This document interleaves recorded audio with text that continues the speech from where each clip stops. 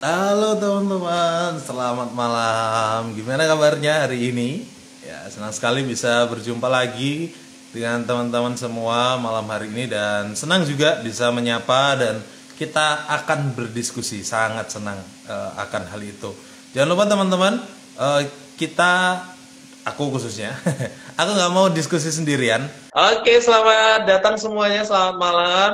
Dan senang bisa setelah lagi bisa berjumpa kita, senang sekali. Dan teman-teman di rumah, siapapun yang sudah hadir malam hari ini, silakan teman-teman juga membagikan link ini ke teman-teman yang lainnya supaya kita dapat berdiskusi bareng sesuai dengan tema kita malam hari ini yaitu Growing Together. Karena kita butuh teman-teman untuk kita bertumbuh bersama, sharing bersama, seperti itu ya teman-teman. Nah, sehat-sehat ya kita semua teman-teman. Gimana? Kerohaniannya juga sehat teman-teman? Apakah ada pertumbuhan atau justru stagnan? Nah, ngomong-ngomong soal kesehatan rohani nih ya, malam ini juga kita mau diskusikan tentang pertumbuhan rohani yang sehat. Bagaimana caranya? Ya, stay sampai akhir, kita berdiskusi bareng-bareng malam hari ini tentang growing together, tentang pertumbuhan rohani kita. Nah, bagi teman-teman di rumah yang baru pertama kali join untuk di live Instagram Sabda Youth, aku mau jelaskan sedikit nih tentang Sabda Youth itu. Sabda Youth apa sih sebenarnya? Jadi Sabda Youth adalah acara live ngobrol bareng dari Yayasan Lembaga Sabda yang konsepnya kami membahas satu topik tertentu yang tentunya kami usahakan untuk relate dengan anak-anak muda karena itu juga sesuai dengan visi dari Sabda Youth sendiri, yaitu mempersiapkan anak-anak muda untuk menjalankan panggilan Allah bagi generasinya. Makanya kami invite guest-nya dari rekan-rekan yang muda. Oke, terima kasih teman-teman, itu sekilas tentang Sabda Youth ya. Mungkin sebelum kita lebih jauh, kita boleh berkenalan dulu. Perkenalkan, nama aku Ray, dan teman-temanku yang akan menemani aku ngobrol, silakan juga memperkenalkan diri nih. Dari Ibu Yulia, terus ke Erik, terus ke Michelle ya. Silakan Bu Yulia. Oke, namaku Yulia, aku dari Solo, dan aku pelayanan di Sabda. Terus aku suka berdiskusi. Ya, thank you. Silakan.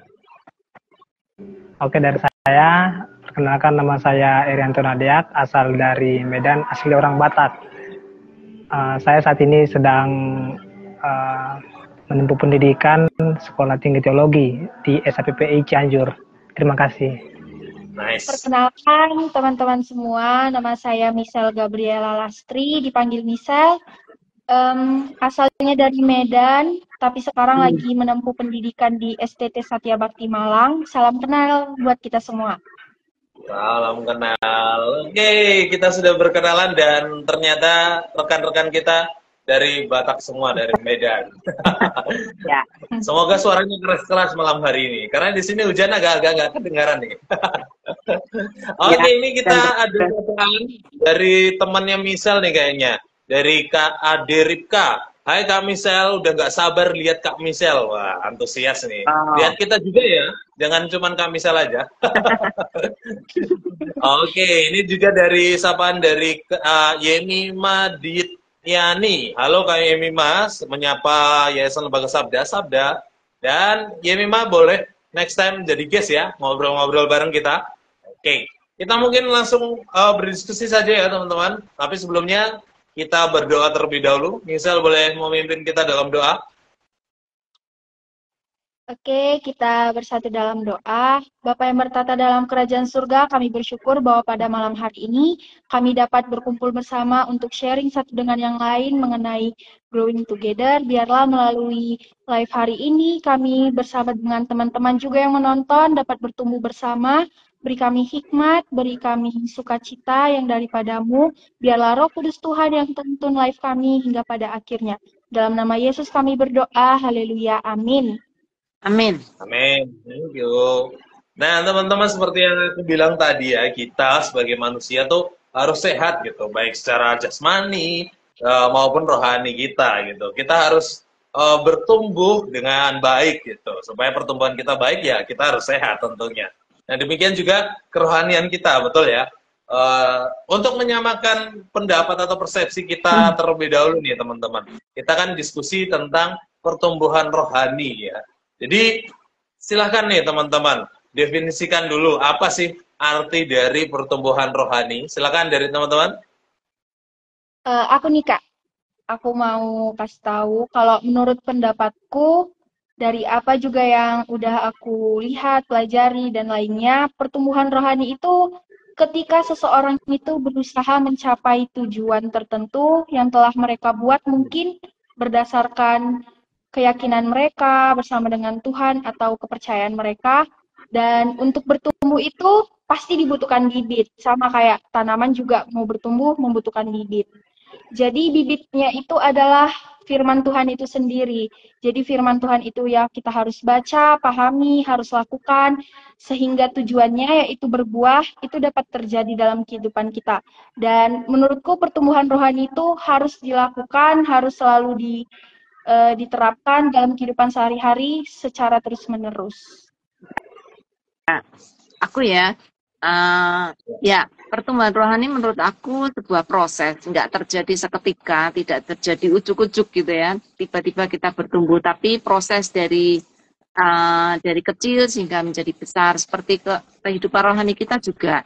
Dari apa kita semakin percaya dan semakin sungguh-sungguh, sehingga ada tahapan yang kita bisa alami ketika kita sedang bertumbuh.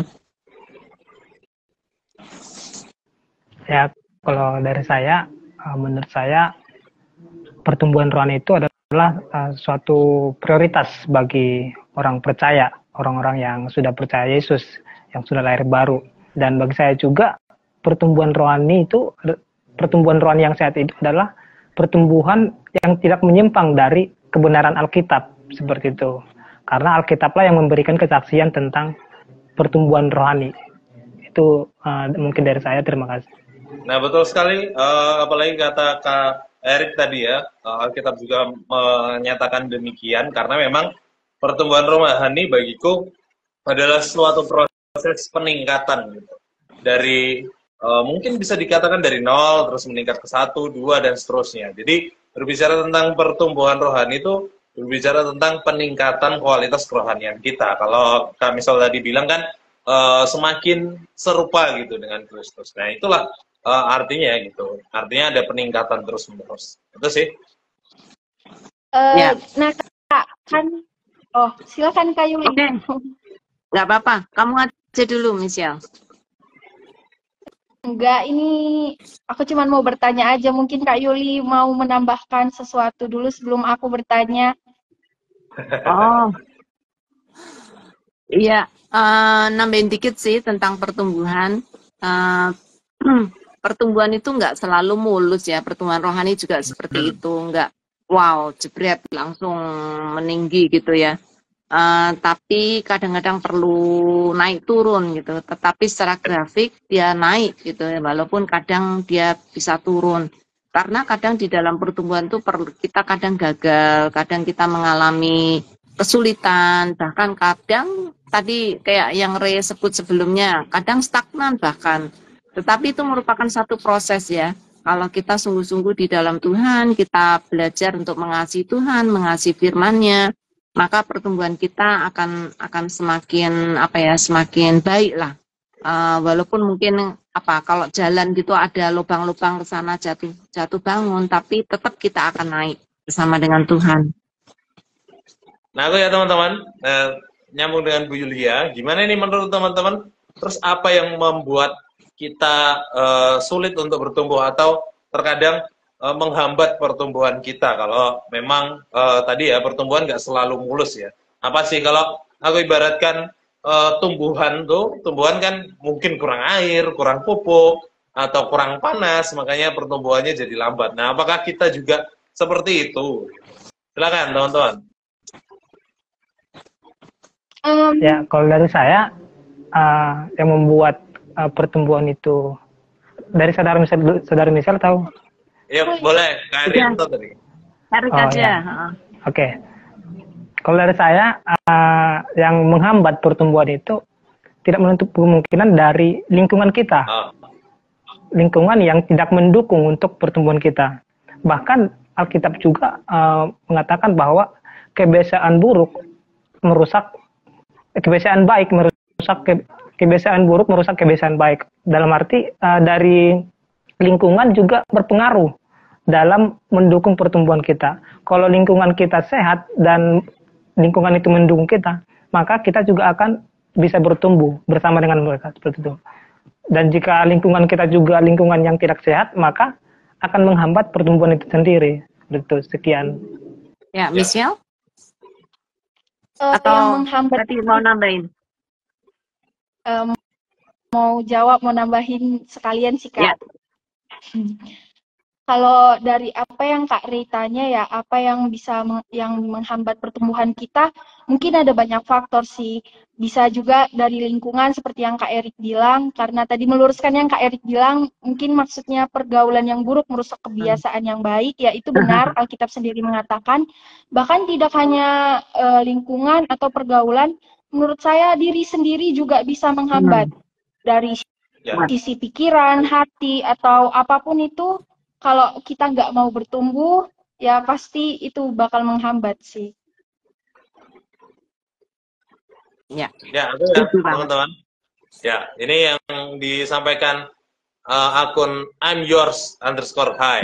Sama kayak yang disampaikan Erik tadi. Yang menghambat pertumbuhan bisa jadi lingkungan, tapi juga sepakat dengan yang misal sampaikan gitu. Kalau terkadang itu karena kita sendiri gitu, kita yang menolak gitu. Kita yang menolak untuk bertumbuh gitu. Mungkin dari luar kita sudah dimasuki segala sesuatu, kita sudah diajak ibadah dan segala macamnya, tapi kita nggak mau mengikutinya, ya sama aja. Itu menghambat pertumbuhan, khususnya kerohanian kita. Itu sih. Ya, ini ada tanggapan juga dari Yemima. Halo Yemima. Pertumbuhan rohani adalah proses untuk serupa dengan Kristus. Ya, benar banget ya, serupa dengan Kristus dalam banyak hal ya, bukan hanya dalam tindakan, tetapi juga dalam hal karakter, menjadi semakin serupa dengan Kristus. Thank you. Ya. Ini ada juga komentar dari Kak Evi Broto. Halo Kak. Dia bilang, katanya kalau ada pertumbuhan harus ada yang mati dulu. Biasa ada di video-video TikTok tentang ini. Nah, menarik nih. Kalau ada pertumbuhan berarti harus ada yang mati. Tapi mungkin kalau menurut aku sendiri, maksudnya di sini ketika kita mau bertumbuh, kita harus mengorbankan sesuatu. Tapi mungkin ada pendapat lain dari teman-teman lain, boleh di komen. Makanya saat ini aku bertanya nih, apa sih, gimana caranya untuk kita bisa bertumbuh? Apa mungkin dengan beribadah saja, atau mungkin dengan baca Alkitab, atau dengar khotbah setiap minggu itu bisa memancing pertumbuhan rohani kita? Mungkin kakak-kakak yang ada di sini mau menjawab. Ya, aku jawab dulu ya. Aku pikir khotbah bisa menjadi salah satu cara untuk kita bertumbuh, karena khotbah kan makanan rohani dari gembala kita gitu ya. Jadi kita bisa makan makanan rohani yang diberikan. Cuman khotbah kan cuma seminggu sekali gitu. Nggak cukup kalau kita masa 1 minggu kita cuma makan 1 kali. Kecuali kalau tiap hari kita mendengarin khotbah, mungkin itu bisa tiap hari kita bisa makan makanan rohani ya. Tapi kalau cuma hari Minggu aja udah jelas nggak cukup gitu. Kita perlu makan setiap hari untuk kita bisa bertumbuh dengan baik dan sehat. Ya, betul. Dari saya menarik apa yang dikatakan oleh Bu Yuli, bahwa untuk tubuh kita aja, untuk makan itu kalau bagian banyak orang 3 kali sehari. Nah, demikian juga dengan bagi saya makanan rohani kita, spiritual kita seperti itu. Bagi saya tidak cukup hanya di saat mendengarkan khotbah di gereja saya saja seperti itu. Nah, saya secara pribadi cara saya untuk bertumbuh rohani itu yaitu melalui saat teduh. Saat teduh setiap pagi, doa, itu cara saya, cara pribadi untuk bagaimana saya bisa bertumbuh di dalam Tuhan. Karena melalui saat teduh ini, saya bisa lebih mengenal bagaimana Tuhan itu, kebaikan Tuhan seperti itu. Saat teduh dan doa seperti itu. Ya.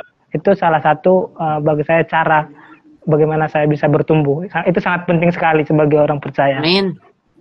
Nah, sepakat, selain dari yang disampaikan Yulia tadi dan juga Erik, PA pribadi ya, kurang lebih seperti itu, atau saat teduh pribadi, ini juga ada dari Franz Rapa 12 gitu, yang mungkin membahas tadi, tapi bisa kita sambungkan juga dengan pembahasan kita sekarang gitu. Penolakan bertumbuh juga sering dihambat prioritas hidup gitu. Kadang-kadang hal duniawi mengalihkan pertumbuhan rohani itu menjadi terasa tidak asik bagi anak-anak muda. Nah, oleh sebab itu, supaya kita bertumbuh dengan baik tadi, tentukan skala prioritas begitu. Khotbah yang pertama, oke. Yang kedua, apa lagi tambahannya gitu. Kalau tadi yang Erik sampaikan, PA pribadi. Kalau aku boleh tambahkan juga ujian penyembahan. Nah, itu kalau kita sedang berusaha menumbuhkan kerohanian kita, yaitu menjadi prioritas kita gitu yang harus kita lakukan. Itu sih. Ya. Ada tambahan lagi nih, sesuatu yang mungkin nggak ngenain gitu ya, yaitu benturan-benturan, maksudnya masalah hidup. Sebenarnya itu juga menjadi salah satu cara Tuhan menumbuhkan kita loh. Kadang kalau kita nggak dikasih masalah, kita tuh nggak bisa belajar bergantung pada Tuhan. Jadi kadang-kadang kita harus bersyukur kalau kita punya masalah, menghadapi masalah gitu ya, karena Tuhan bisa pakai itu untuk menolong kita mengingat gitu. Apa kata firman Tuhan? Gimana aku mengatasi ini? Apakah dengan usahaku sendiri atau dengan usaha Tuhan? Maksudnya dengan bergantung pada Tuhan. Jadi masalah bisa menjadi salah satu cara yang baik loh untuk kita bertumbuh. Ya. Sepakat.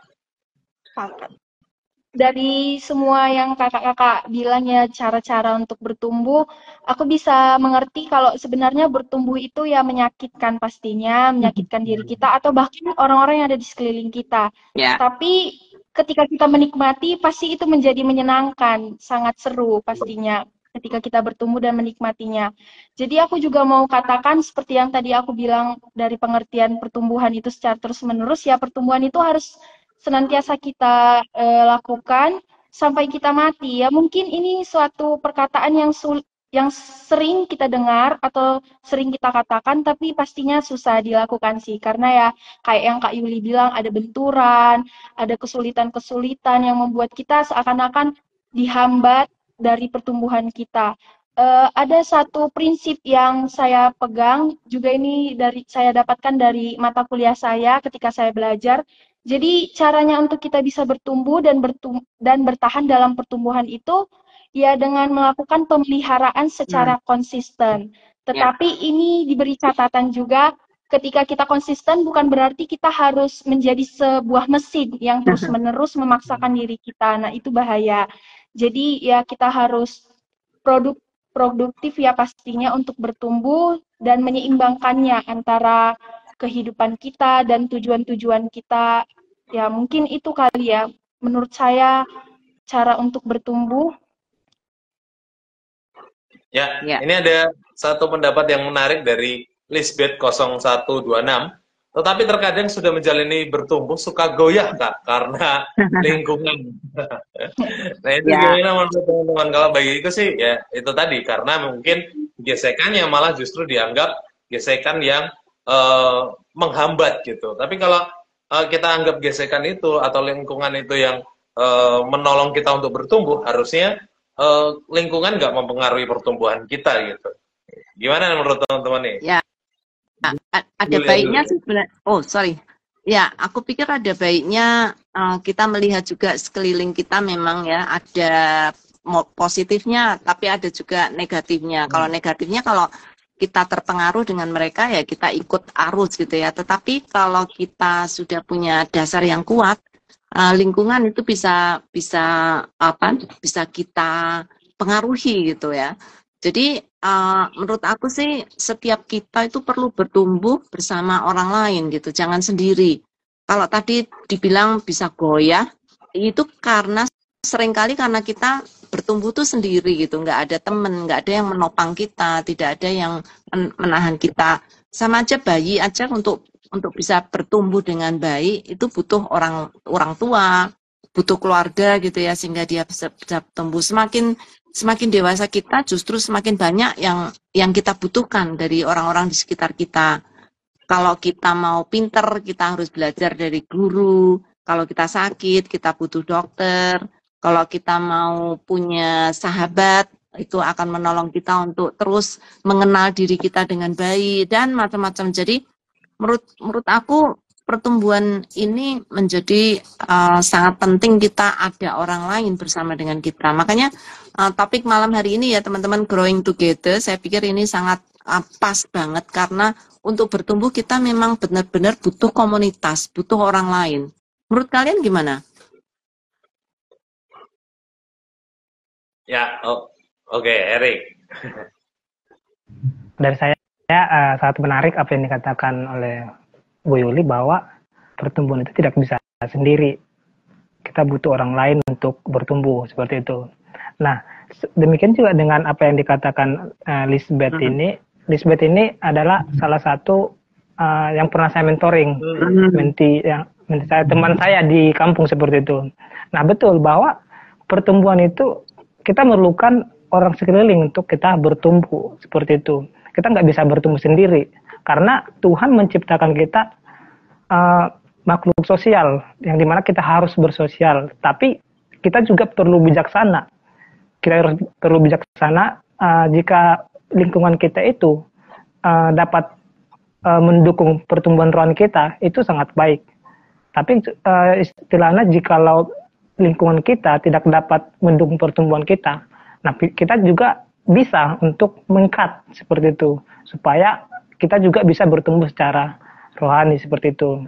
Jadi itu sih yang saya mau tambahkan dari apa yang Ibu Yuli katakan. Terima kasih. Misal dulu, silakan. Setuju sih dari pertanyaannya, apakah kita membutuhkan komunitas? Ya pastinya membutuhkan sih.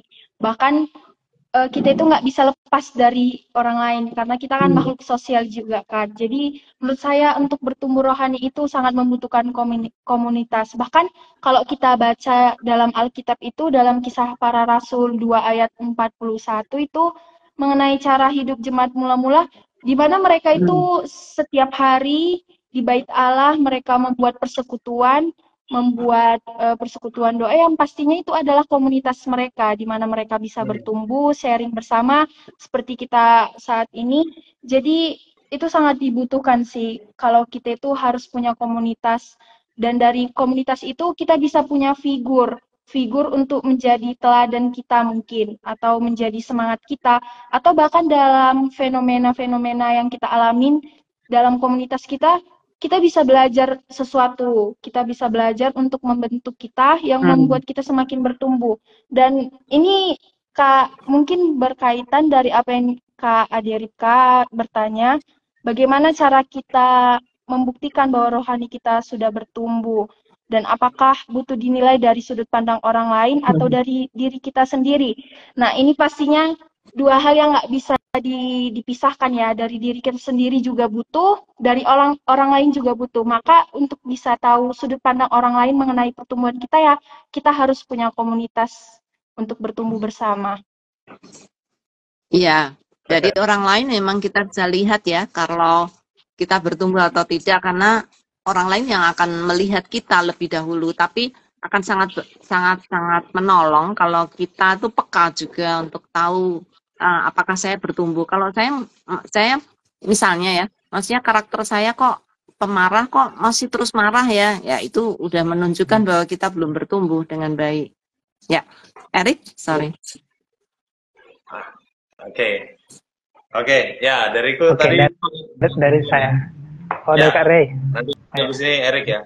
Dariku teman-teman sepakat bahwa khususnya yang ditanya Adirika tadi ya, apakah dari mana kita tahu gitu, apakah butuh validasi hamba Tuhan kalau dia komentar ini, atau dari diri kita sendiri yang teman-teman sudah sampaikan tadi. Terkadang tuh orang lain bisa melihat hal-hal yang tidak kita lihat gitu, apakah benar-benar kita bertumbuh, khususnya dalam konteks kerohanian. Kita merasa sudah bertumbuh, tapi ternyata masih banyak hal yang kurang gitu, karena orang lain menilai kita, kalau firman Tuhan katakan dari buahnya lah kelihatan ya. Nah, buah itu kan bukan kita rasakan sendiri gitu. Mana bisa pohon menumbuhkan buah terus dimakan sendiri, kan enggak. Pohon tuh makan buah pasti ya orang lain yang memakannya gitu. Ya demikian juga kerohanian kita. Kerohanian kita bertumbuh ya yang nampak adalah orang lain gitu. orang lain bisa melihat, bisa merasakan gitu, dan orang lain bisa menilai juga apakah kita benar-benar bertumbuh. Dan gak ada salahnya kalau kita meminta evaluasi dari mereka, gimana menurut kalian teman-teman, apakah kerohanianku jauh lebih baik dari sebelumnya atau segala macamnya. Nggak salah juga, karena kita kan mau bertumbuh ya, namanya seperti itu. Ya, Erik? Ya, kalau dari saya, apa yang dikatakan Kak Ray tadi, itu juga Alkitab mengatakan demikian.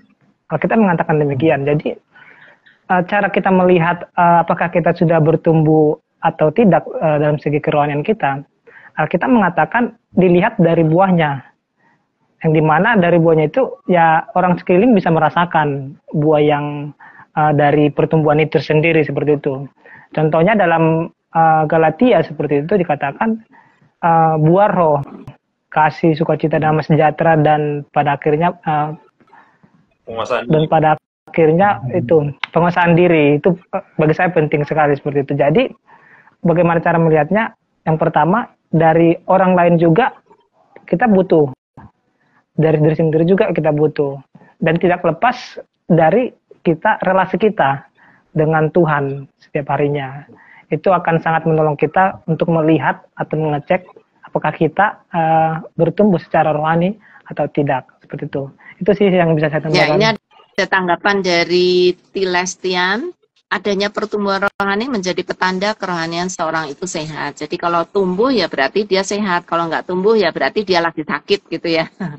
Ya. Ini dari tanggapan dari Pak Terans. Kalau saya harus mengikuti kelompok sel di mana diterapkan konsep pemuridan, maka kita bisa bertumbuh dari sana. Dan pasti harus didukung dengan doa dan membaca firman agar Tuhan bisa tanamkan dalam diri kita. Ya, betul sekali Pak Terans, aku juga sepakat dengan hal itu. Makanya aku ingat sebuah ayat dalam Kolose 2 ayat 7 gitu. Hendaklah kamu berakar di dalam dia, dibangun di atas dia. Sudah berakar, akarnya kuat, dibangun juga gitu. Jadi ada pertumbuhan di sana dan bertambah teguh lagi, bertambah kuat gitu dalam iman yang telah diajarkan kepadamu gitu. Dan itu menarik sekali konsep pertumbuhan yang diajarkan oleh Paulus. Berakar, dibangun, dan bertambah teguh. Ya. Itu sih. Ya, Erik? Ya, saya apa yang sudah dikatakan dari kakak-kakak dan juga Bu Yuli, saya kedengaran suara saya? Kedengaran. Oh ya, saya sadar bahwa dari lingkungan gereja, komunitas gereja, dan juga banyak hal kegiatan yang mungkin kita ikuti di dalam gereja, itu dapat mendukung pertumbuhan kita. Namun yang menjadi pertanyaannya bagi kita semua, komunitas Kristen apa saja yang baik untuk mendukung pertumbuhan kita secara pribadi, seperti itu. Boleh dong teman-teman bagi kita share satu dengan yang lain. Ya, aku ya teman-teman, memang nggak dipungkiri banyaknya komunitas tuh belum menjamin pertumbuhan kita, dalam artian ada komunitas-komunitas yang memang kurang baik. Yang minggu lalu kita sudah diskusikan bareng-bareng di topik Sabayut ya, the good of circle of friends gitu. Nah itu bagaimana kita memiliki teman-teman atau circle kita yang baik-baik gitu, yang menunjang pertumbuhan kita. Nah oleh sebab itu aku mau, mungkin teman-teman juga pasti punya komunitas yang baik di gerejanya maupun di komunitas yang lain. Teman-teman boleh sharekan ya. Tapi aku pribadi sih ada satu komunitas yang dari Yayasan Lembaga Sabda juga, namanya juga sama seperti tema kita, yaitu komunitas Growing Together.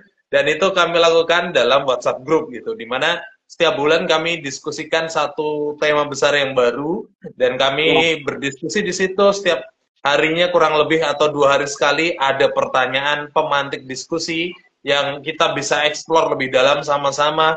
Kami saling berbagi pendapat, melempar pertanyaan, bahkan saling sharing juga, saling menguatkan juga. Kalau ada yang lemah juga kami turut saling mendoakan, dan itu sangat menarik komunitas itu, di mana kami semua di dalam grup WhatsApp Growing Together bisa bertumbuh bersama dan bahkan mengasah baik kerohanian maupun ilmu kita gitu, dan juga public speaking kurang lebih, walaupun secara teks ya.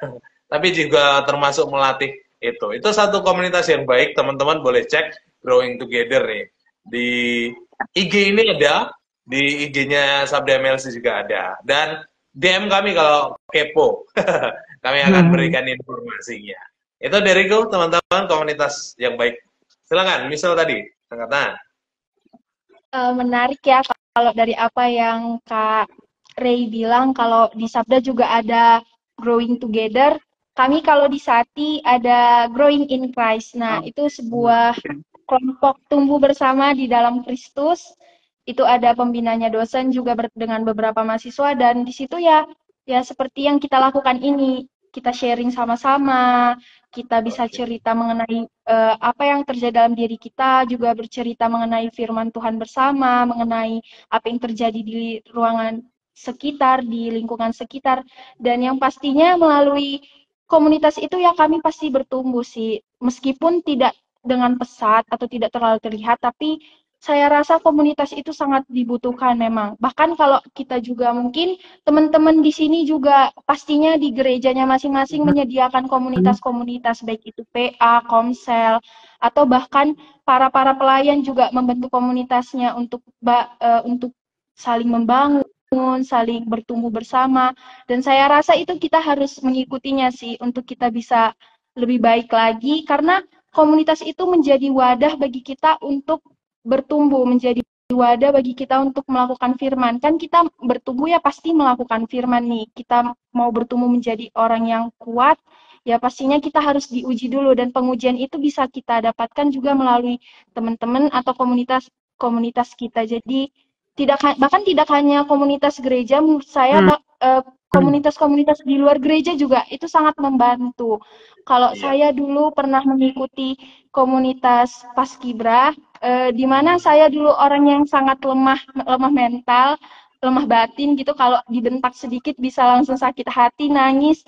Tetapi dari situ saya bisa diajarkan untuk menjadi kuat, tangguh, menjadi seseorang yang lebih baik lah. Dan dari situ juga saya bertumbuh. Nah, jadi komunitas apa saja, asal itu memang membuat diri kita positif, pasti bisa membawa pertumbuhan yang baik menuju ke Kristus bagi kita. Ya, wah itu bagus banget ya kesaksiannya dari Michelle. Dan memang di dalam satu komunitas tuh kita sendiri harus mau punya minat untuk bertumbuh ya. Ini tadi ada Ibu Evi yang kasih komentar, dalam proses pertumbuhan juga ada proses pemangkasan, dipotong supaya lebih subur.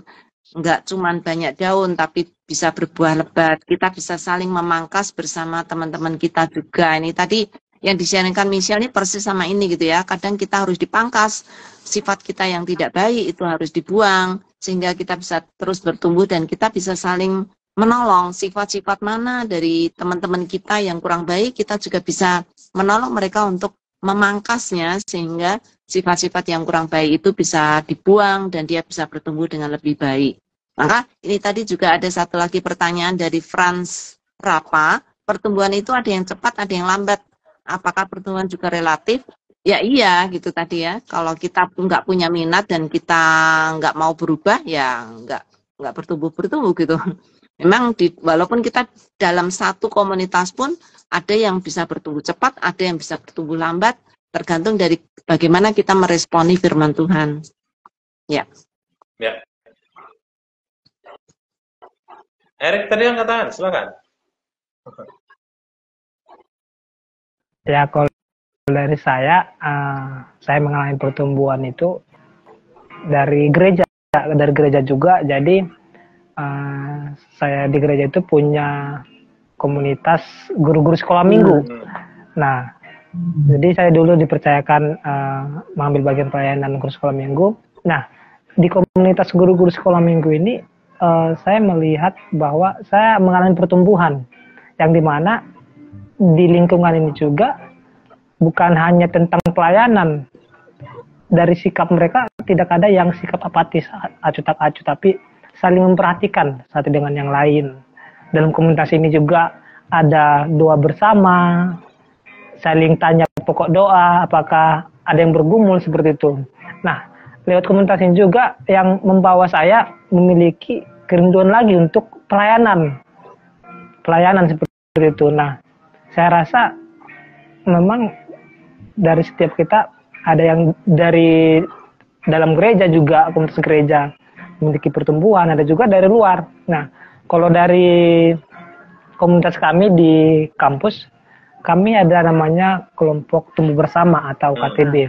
Nah, KTB ini kami dibagi dari beberapa daerah. Jadi ada yang dari Papua, ada yang dari Nias, ada yang dari Batak, Jawa, seperti itu.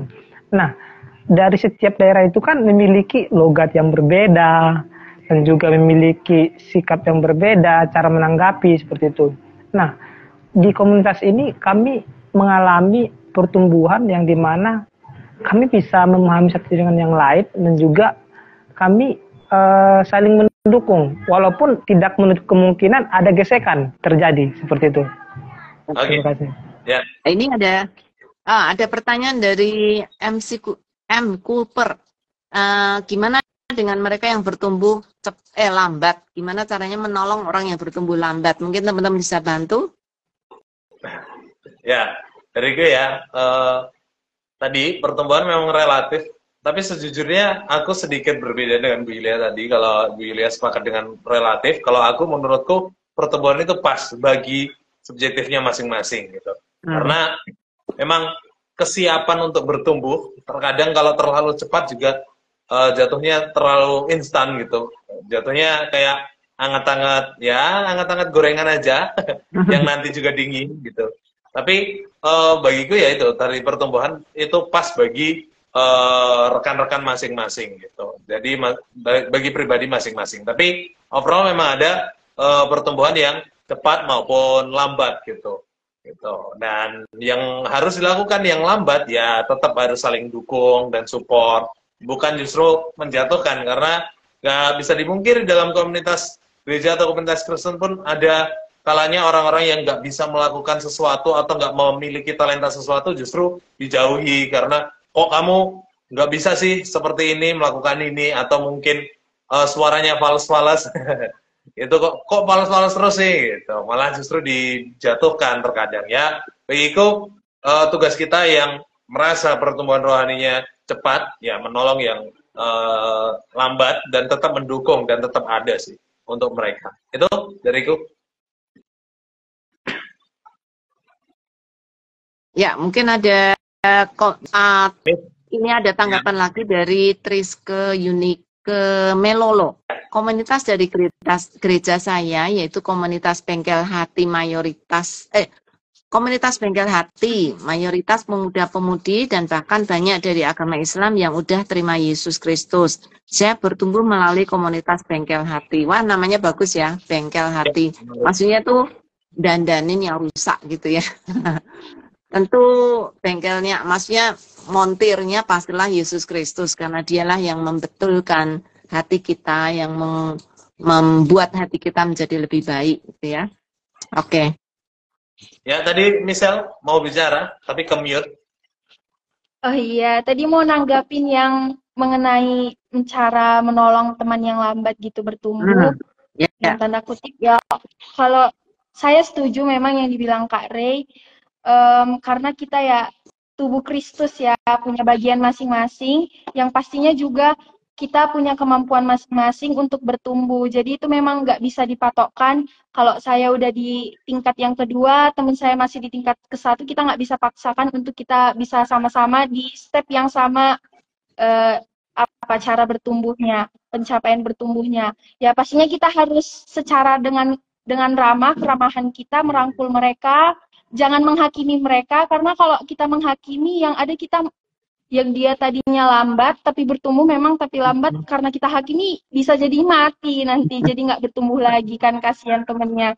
Jadi lebih bagus kita mungkin bisa mendampingi, mendoakan juga, itu sangat butuh, karena kan kita gereja, kita semuanya adalah gereja, satu tubuh Kristus, pasti kita harus menumbuhkan rasa kepedulian kita. Dan orang yang pertumbuhannya, kalau kita merasa diri kita nih pertumbuhannya cepat, ya pastinya kita tahu cara untuk mendukung sesama kita, bukan menjudge sesama kita untuk bertumbuh bersama. Ya. Aku ya teman-teman. Nah itulah pentingnya punya komunitas yang sehat tadi ya, satu sisi, dan mungkin bisa aku bilang banyak-banyak komunitas gitu. Jangan hanya terbatas juga, meskipun yang utama tetap kita prioritaskan yang sesama rohani juga gitu, dalam artian komunitas PA, kelompok sel gitu dan segala macamnya. Tapi nggak menutup juga kemungkinan untuk komunitas-komunitas lain, dan apalagi di zaman sekarang gitu, komunitas digital pun sudah banyak.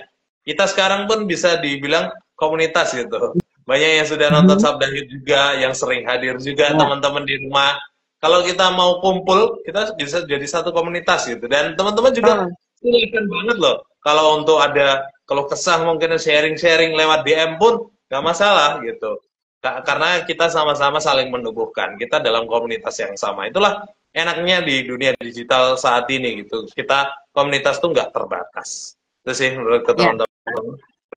Mau nambahin dikit dari Re ya, banyak banget memang sebenarnya ada komunitas-komunitas yang ada di digital, termasuk misalnya kayak Christian Book Club gitu, klub buku Kristen, mereka yang senang baca itu saya kira sangat bagus banget gitu ya, bisa ikut bergabung dalam komunitas seperti itu. Tapi tadi disebut juga komunitas yang bukan Kristen kita juga perlu ikut gitu ya, karena apa? Karena disitulah kita bisa menjadi terang. Kita bisa membagikan kasih Kristus sehingga melalui komunitas itu kita juga bisa menjadi berkat gitu ya. Khususnya misalnya komunitas hobi, entah itu bercocok tanam atau itu hiking atau naik gunung atau komunitas motor atau apa gitu ya, touring lah apa gitu. Saya kira itu juga bagus diikutin, asal itu baik ya. Maksudnya kita juga bisa menjadi berkat bagi mereka. Ya, nah itulah pentingnya memastikan komunitas kita ya, bukan berarti karena kita bebas memilih komunitas terus kita gabung geng motor atau keliti.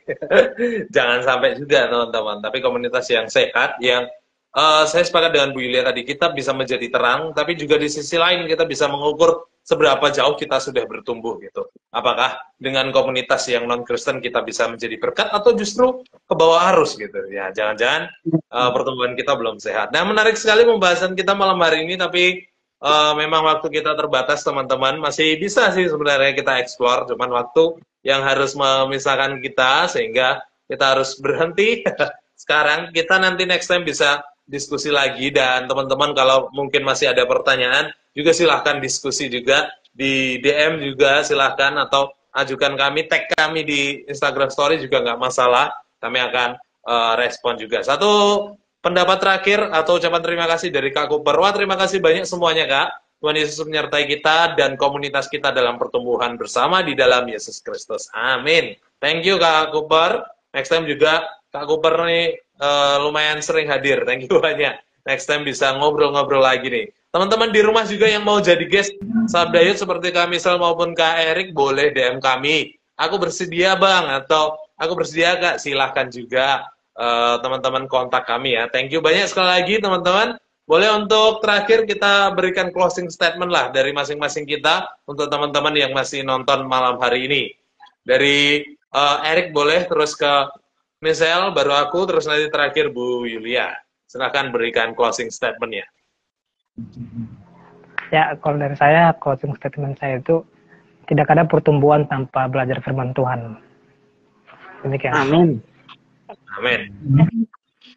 Kalau saya closing statement-nya itu saya suka ada kutipan dari tokoh Katolik, Paus Benediktus. Dia mengatakan, teman-temanku terkasih, semoga kesukaran tidak melumpuhkanmu. Jangan takut terhadap dunia dan masa depanmu dan kelemahanmu. Tuhan telah mengizinkanmu untuk hidup dalam momen sejarah ini agar melalui imanmu, namanya akan berlanjut untuk bergema di seluruh dunia. Amin. Teman-teman, mengerti yang Paulus katakan tadi, berakar, dibangun, dan bertambah teguh.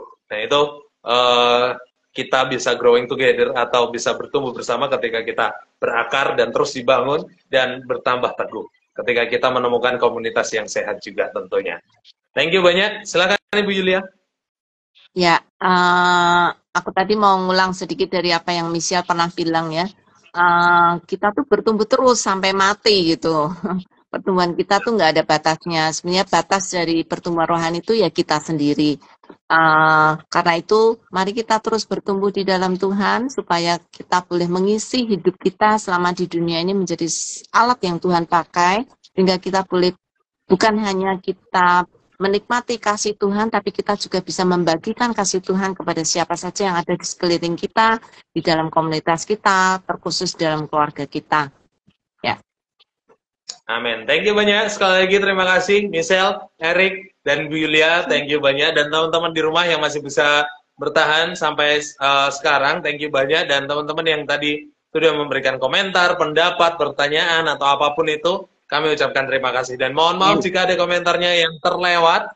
Kami belum sempat bacakan, mohon maaf. Jangan kapok-kapok teman-teman. Kami akan terus berusaha membacakannya. Minggu depan hadir lagi. Kita berjumpa lagi di jam yang sama, di hari yang sama, hari Selasa, jam 7 malam, di akun Instagram yang sama, Sabda Resources. Kita akan membahas topik yang menarik dengan topik yang baru juga, karena minggu depan kita akan ngebahas satu topik yang tentunya relate dengan teman-teman, yaitu life well lived. Oke, bagaimana kita bisa life well nih, hidup dengan baik, gitu, menjalani hidup kita dengan baik. Thank you banyak teman-teman, sekali lagi kita tutup diskusi kita akhiri malam hari ini dengan doa. Dan Erik boleh berdoa? Baik, ya teman-teman semuanya, kita menutup dalam doa. Mari kita berdoa. Bapak yang baik, Bapak yang mengasihi kami sangat bersyukur buat pertolongan Tuhan, kebaikan Tuhan bagi setiap kehidupan kami.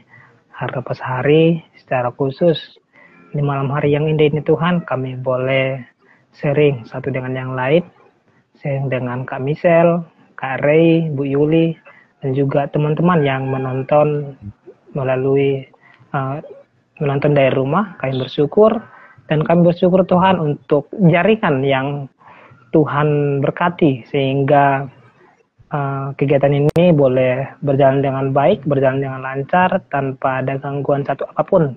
Kami percaya itu semua karena kebaikan Tuhan, penyertaan Tuhan, pemeliharaan Tuhan dalam setiap kami. Bapak yang baik, dan kami bersyukur juga untuk sharing yang boleh menguatkan satu dengan yang lain, bagaimana kami boleh bertumbuh bersama dalam Tuhan, dan kami sangat bersyukur. Bapak yang baik, kami juga berdoa untuk setiap kami, untuk Kak Michelle, Kak Ray, dan Bu Yuli, serta teman-teman yang sudah mengikuti acara ini. Kami berdoa untuk setiap pribadi mereka, karena Tuhan memberkati, menyertai, memelihara mereka dalam segala aktivitas mereka. Kami rindu dalam segala aktivitas mereka boleh melihat kemuliaan Kristus, dan mereka boleh bertumbuh bersama-sama, dan mereka boleh bertumbuh di dalam Engkau ya Bapak. Terima kasih Yesus, dan sebentar kami akan mengakhiri kegiatan kami ini, sharing-sharing ini. Kami percaya berkat Tuhan yang akan yang melimpah bagi setiap kami. Hanya dalam nama Yesus Kristus, Tuhan dan Juru Selamat kami yang hidup, kami berdoa dan bersyukur. Haleluya. Amin. Amin. Thank you teman-teman semua. Ya. Amin. Thank you. Thank you.